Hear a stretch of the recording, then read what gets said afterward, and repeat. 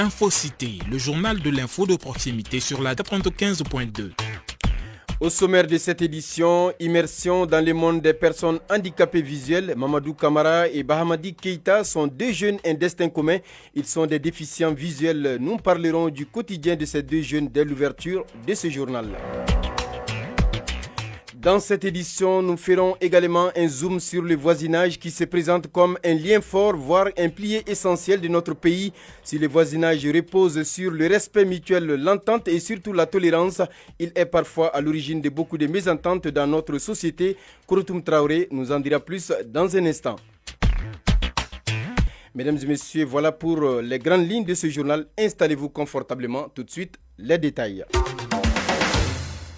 Comme annoncé dans les titres, ils sont nombreux parmi nous. Ce sont les personnes handicapées visuelles.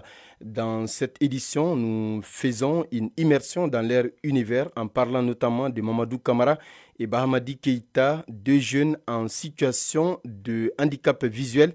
Malgré les obstacles de la vie et le poids de la société, ces deux jeunes parviennent à se frayer un chemin dans la vie. Jadis, ils étaient assistés par leurs proches.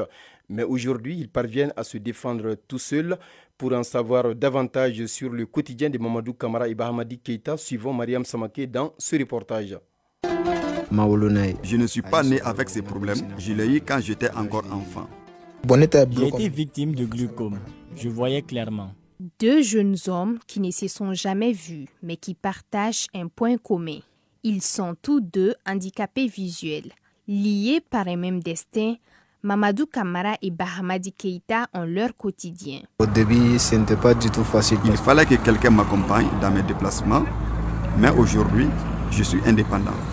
Et cela grâce à la canne blanche. Je maîtrise maintenant la circulation. Bahamadi Keïta, handicapé visuel.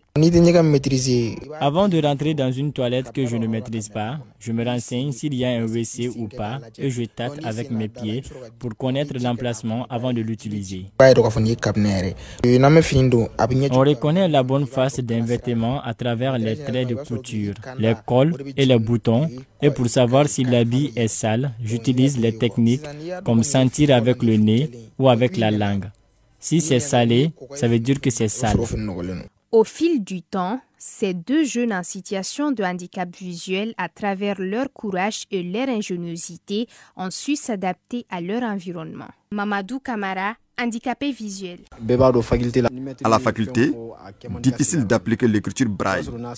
Les profs sont rapides, donc j'enregistre les cours avec mon téléphone et j'apprends en réécoutant à la maison. Bahamadi Keïta, handicapé visuel. Je suis sur les réseaux sociaux et c'est un lecteur d'écran qui nous permet de manipuler le téléphone. À chaque clic, il émet un son. Ils mènent à ce jour différentes activités leur permettant de subvenir à leurs besoins. Bahamadi Keïta, handicapé visuel. Je suis pianiste. Mes services sont sollicités dans de nombreuses cérémonies. Il suffit juste de maîtriser les boutons et les touches du piano. Ils font souvent face aux péripéties de la vie, entre autres le rejet par la société qui va jusqu'à leur refuser le droit de s'unir avec la femme de leur choix et les pièges du quotidien. Bahamadi Keïta, handicapé visuel.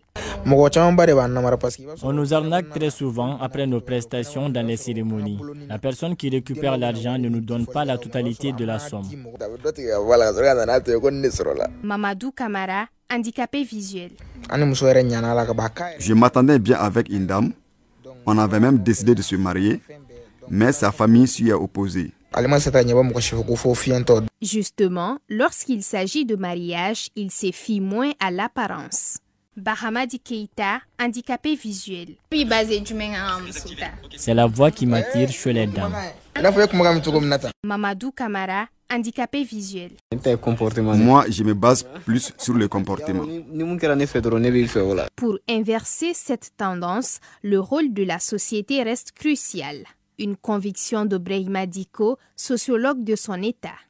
Donc, c'est d'abord la responsabilité de la famille de prendre soin de cette personne, de mettre en œuvre toutes les stratégies pour l'assister dans la mesure du possible Ensuite, c'est du ressort de la communauté de mettre en place des dispositifs de bureaux d'accueil, d'orientation, éventuellement d'assistance même de ces personnes qui sont des citoyens comme d'autres et qui méritent toute notre attention et notre appui. Vivre sans voir, ce n'est pas vivre dans le noir. C'est apprendre à éclairer le monde autour de soi. C'est bien le cas de Mamadou Camara et Bahamadi Keïta.